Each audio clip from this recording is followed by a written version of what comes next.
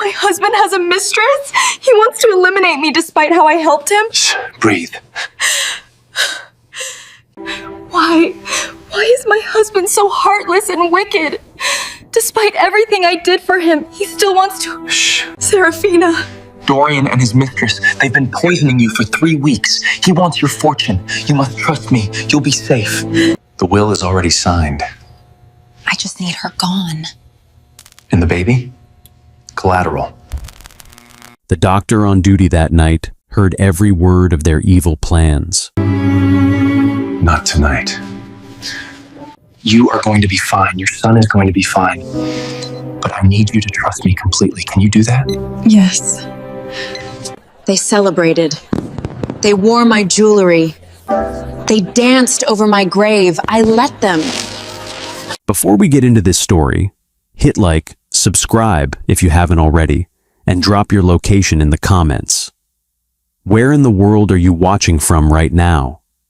We want to know exactly where this story is reaching today. Thank you. Now, let's dive into the story. She was one of the most powerful women on earth, and someone was slowly poisoning her while she was pregnant. The man who ordered it was her husband, and he was sitting 2 floors above her in the hospital waiting lounge, sipping cognac and waiting for her to die. This is what happened next. Her name was Serafina Calloway Duvant, 34 years old, CEO of a global empire stretching across energy, real estate, aerospace, and pharmaceuticals. Forbes had stopped listing her net worth because the number changed every 6 minutes. She had built the kind of life that made people quietly say, "She cannot possibly be real."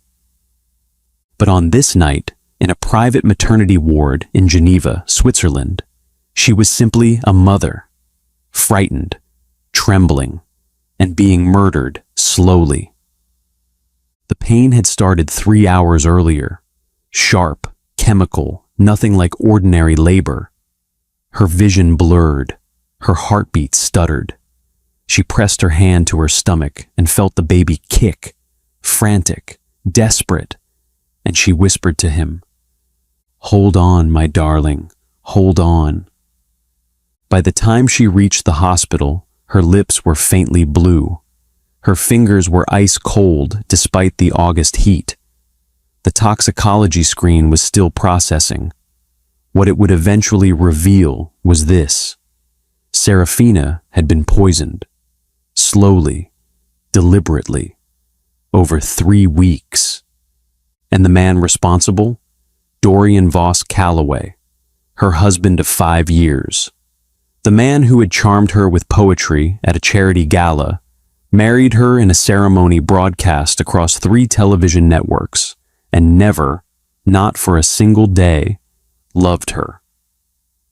What Dorian had always loved was the empire, the accounts, the name.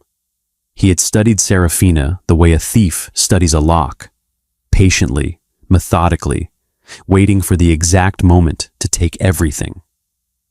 He had worked with a private chemist to develop a compound, colorless, tasteless, undetectable, that he slipped into her food and drink himself over 3 weeks at their own dining table, designed to trigger catastrophic premature labor. Something that looked natural. Something that would make doctors shake their heads and say, "These things happen." He had updated her will, forging her signature, to name himself sole heir. He had a mistress already waiting at their penthouse. He had planned this the way generals plan wars. What he had not planned for was the doctor on duty that night. Dr. Elias Vane was 38, quiet, steady. The kind of doctor who made terrified patients feel, somehow, that everything would be all right. When Serafina was wheeled into his ward, something shifted in the air. He looked at her chart, looked at her vitals, and his jaw tightened. "This is not natural labor." He said nothing yet. He stabilized her, monitored the baby's heartbeat, a tiny, furious heartbeat that absolutely refused to give up. 2 hours into treatment, he stepped into the corridor to review her blood work. And that was when he heard the voices. Low, careless, from the family waiting lounge around the corner. Dorian's voice. The chemist said it was enough. Why is she still holding on? A woman's voice, French accent, barely a whisper. These stubborn women, she always was dramatic. Dorian again. If she survives this, we try again. The will is already signed. I just need her gone. And the baby? A pause. Collateral. Elias stood very still. Then something cold moved through him, and something hot replaced it. A fury so controlled, so precise, it felt like a scalpel. He turned, walked back to Serafina's room, pulled a chair close, took her hand. Mrs. Calloway Duvant, he said quietly, you are going to be fine. Your son is going to be fine. But I need you to trust me completely. Can you do that? She studied him, those amber eyes searching his gray ones. Yes, she whispered. And something was sealed between them right there, in that sterile room, with the Alps glittering outside the window and a monster waiting down the hall. Elias moved fast. He had a contact, an agent at the CIA's Geneva field office. They had worked together before. Elias called him from the stairwell at 2:17 a.m., spoke for 4 minutes, and told him everything, word for word. 3 seconds of silence on the other end. Then, get her out. We'll handle the rest. By 4 a.m., Serafina had delivered a tiny, furious, perfectly healthy baby boy via emergency C-section. He entered the world screaming, as though he already knew what he had survived. Elias placed him on her chest. She wept, quietly, the kind of tears that come from somewhere too deep for words. He's perfect, Elias murmured. She looked up at him. Thank you. He shook his head gently. Don't thank me yet. We're not done. At 6:14 a.m., Elias walked into the waiting lounge. He kept his face completely blank. A doctor delivering the worst news. Mr. Voss Calloway, I'm so deeply sorry. There were complications beyond what we could manage. Your wife and the child, we lost them both. Dorian blinked. A pause, theatrical, practiced, and then he brought his hands to his face. His mistress, Vivian, made a sound that was halfway between a gasp and a suppressed laugh, which she quickly converted into a sob. Oh, Dorian, she whispered. Oh, my love. Elias watched them. Then he turned and walked back down the corridor. Because on the 6th floor, away from all records, away from all logs, Serafina was already being moved, alive, holding her son, a CIA medical team preparing her quiet extraction. Her file at the hospital had been updated with one final instruction. In the event of my death, immediate cremation. No public viewing. You cannot mourn ashes. You cannot exhume what does not exist. You cannot find a woman who is already gone. By sunrise, Serafina Calloway Duvant and her newborn son had vanished from Switzerland. Dorian did not wait a respectful amount of time. He waited 11 days. 11 days after his wife's death, he threw the social event of the decade. 300 guests, champagne towers, a live orchestra, a DJ flown in from Ibiza. He wore a white suit. He laughed too loudly. He danced until 3 a.m. Vivienne wore Serafina's emeralds. In a quiet villa in the south of France, a woman nursed her 6-week-old son and watched footage of her husband's party leak across social media. She watched him dance. She watched Vivienne wear her jewelry. She watched the fireworks bloom gold and red over the city she had built. She did not cry. Her jaw was set like stone. Her son, whom she had named Raphael, slept against her chest, small and warm, and entirely unaware that the world had celebrated his death. She kissed his forehead. "They will pay, my darling," she murmured. "Every single one of them." If you are enjoying the story so far, don't forget to like this video and subscribe to this channel.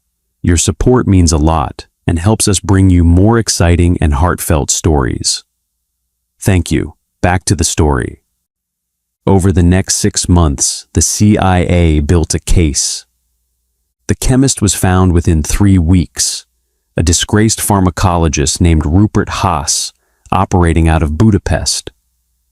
The moment investigators sat him down in a gray room with a single gray coffee, he offered everything: names, dates, wire transfers, voice notes, a paper trail that led, without a single deviation, directly to Dorian. They found the forged will documents. They found the bank transfer, 280,000 euros, from a shell company Dorian had quietly registered in the Cayman Islands. And then they found something else. Vivienne Leclerc was not merely a mistress, she was a co-conspirator. It had been her idea, floated over dinner in Monaco 18 months earlier, to use the pregnancy as the method. She had reportedly said, swirling her wine, "Nobody questions a woman dying in childbirth. It's almost poetic." She had suggested the chemist. When the case file was complete, it ran to 412 pages. The CIA agent called Elias. "We're ready," he said. "How long do we have?" Elias asked. "We move when she does." Elias smiled, the first full smile he had allowed himself in 6 months. "Then let her know." The Callaway Duvant Global Group's annual end-of-year gala was the most anticipated corporate event in Europe. Empress Hall, Geneva, crystal chandeliers, midnight blue silk, gold cutlery, 300 of the world's most powerful people, heads of state, tech titans, board members from 17 countries. Dorian attended in his white suit. He shook hands. He smiled. He was insufferable in the specific way of men who have won something they did not earn. Vivienne was on his arm in a red gown, wearing Serafina's jewelry, laughing too loudly at everything. At 9:47 p.m., the main doors of the Empress Hall opened, and the world stopped. Serafina Callaway Duvant, in a gown of royal cobalt blue that caught every chandelier in the room like armor catching light. Dark hair swept up, more alive, more luminous, more devastatingly present than anyone in that room had ever seen her.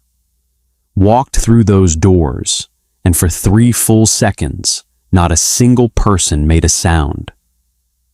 In her arms, held against her chest with the easy confidence of a woman who had fought the world for him, was Raphael, 6 months old, round-cheeked, bright-eyed, wearing a tiny ivory suit, looking at the glittering room with the unimpressed authority of a very small king. The room erupted. Gasps, a cry. Someone knocked over a champagne glass. The string quartet stopped mid-note. Serafina walked forward, unhurried, head high, amber eyes scanning the room, and then finding, across 200 meters of stunned silence and chandelier light, her husband's face. Dorian's cognac glass slipped. He caught it. Barely. His face went white, not pale, white. The color of a man who has just watched the dead walk in. Vivian followed his gaze and made a sound, high, strangled, inhuman, that several guests would later describe as the most frightening noise they had ever heard at a dinner party. Because there she was, the dead woman, alive, holding a baby who looked unmistakably, devastatingly, exactly like Dorian, his own son staring back at him from his wife's arms. Serafina reached the center of the room. The crowd parted for her like water. She stopped, looked around at the board members and dignitaries staring at her with identical expressions of disbelieving joy, and she smiled. Calm, warm, devastating. "Forgive my late entrance," she said. "I had some matters to resolve." The doors opened again. Dr. Elias Vane walked in. Behind him, through every entrance simultaneously, 43 CIA operatives and Interpol officers in formal evening wear. They had been in the room for an hour already, stationed at tables, holding wine glasses they had not touched. The lead agent stepped forward and spoke clearly to a room that was already completely silent. "Ladies and gentlemen, my name is Agent Theo Marquez, Central Intelligence Agency. What I am about to present is the formal summary of a 6-month criminal investigation into the attempted murder of Mrs. Serafina Calloway Duvant and her unborn child." Every screen in the ballroom lit up. Case files, wire transfers, photographs, a recorded confession from the chemist, and then the audio. The will is already signed. I just need her gone. And the baby? Collateral. The doctor on duty that night heard every word of their evil plans. Not tonight. Dorian's voice, unmistakable in that hospital corridor. "If she survives this, we try again.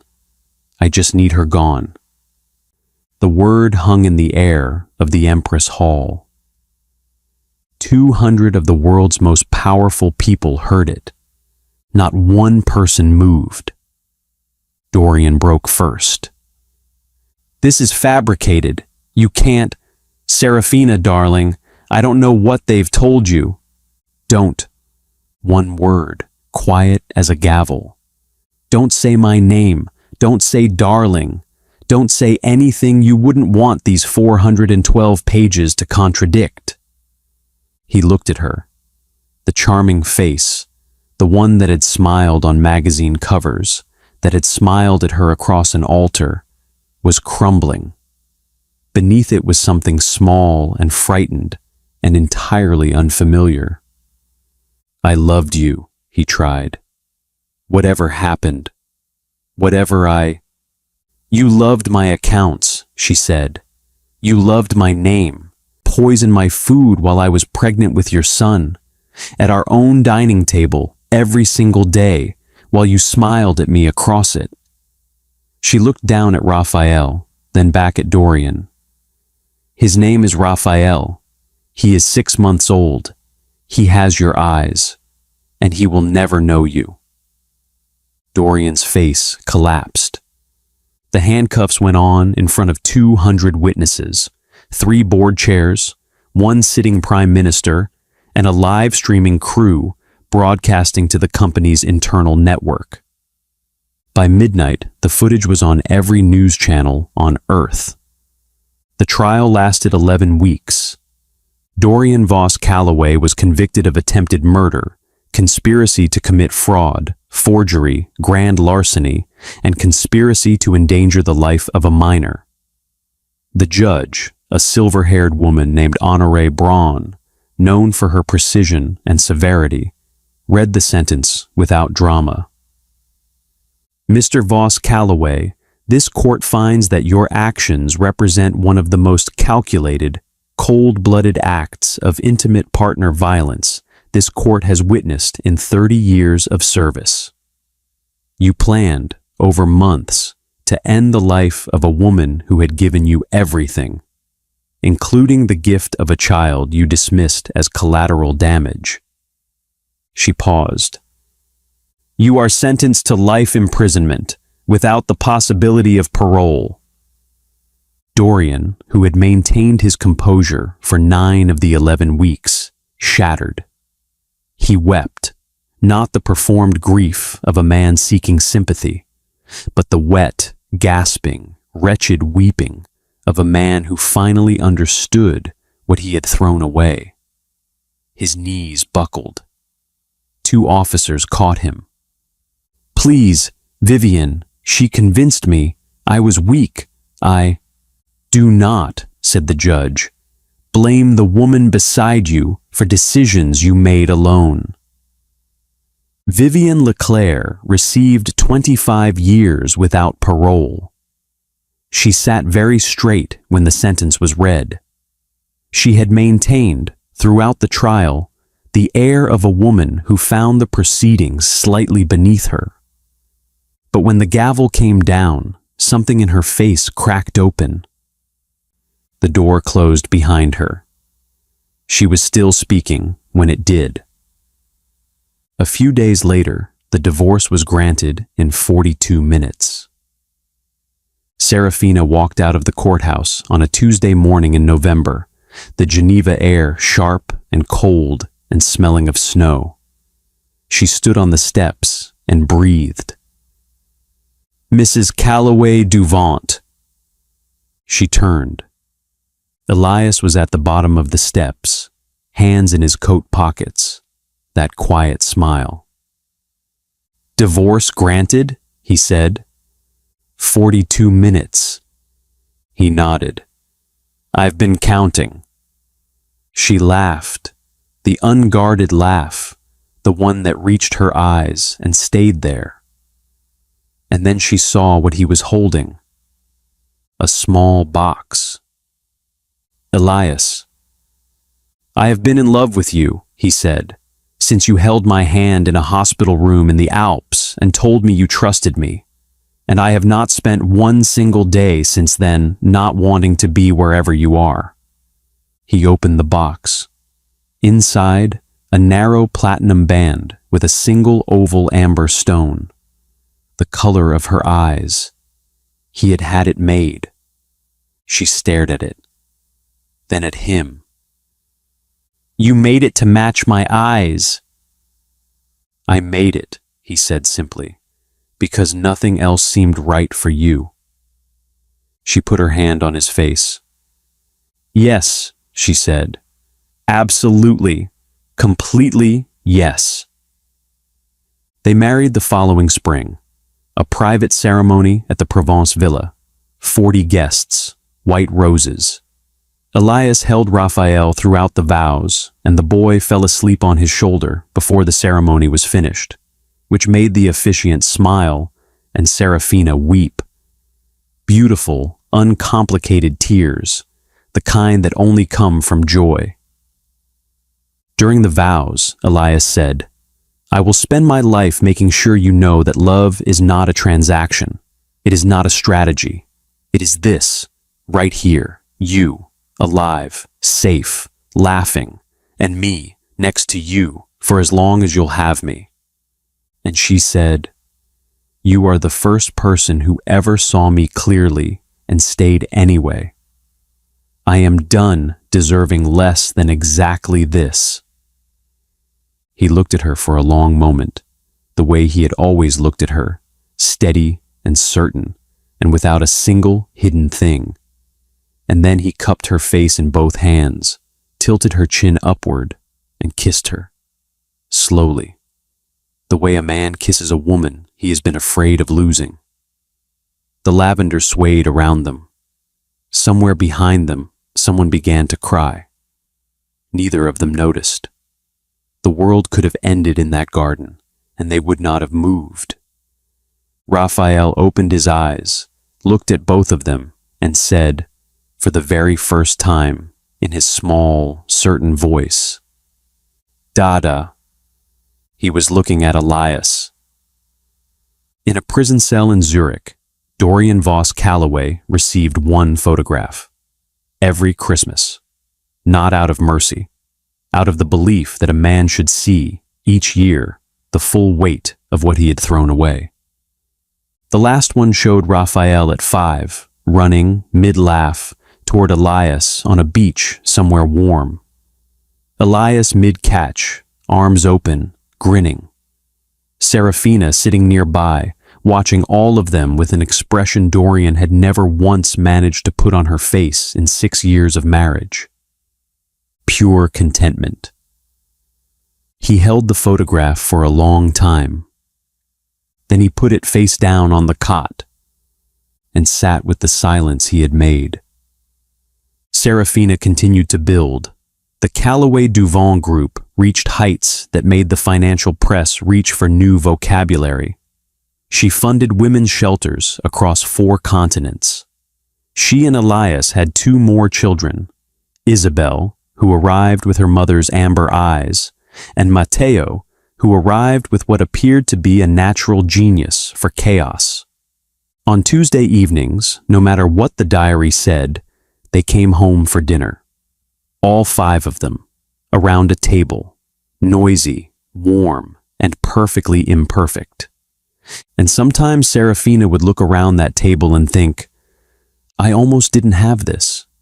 Someone tried to take this from me. And I am here anyway. We are here anyway. In the company's annual report, under the CEO's message, she wrote the same closing line every single year. 12 words. Her father had said them to her once when she was 7 years old and afraid of a thunderstorm. The storm always passes, and the woman who waited, she is still standing. If you enjoyed this love story, please like, comment, and subscribe to see more heartfelt tales.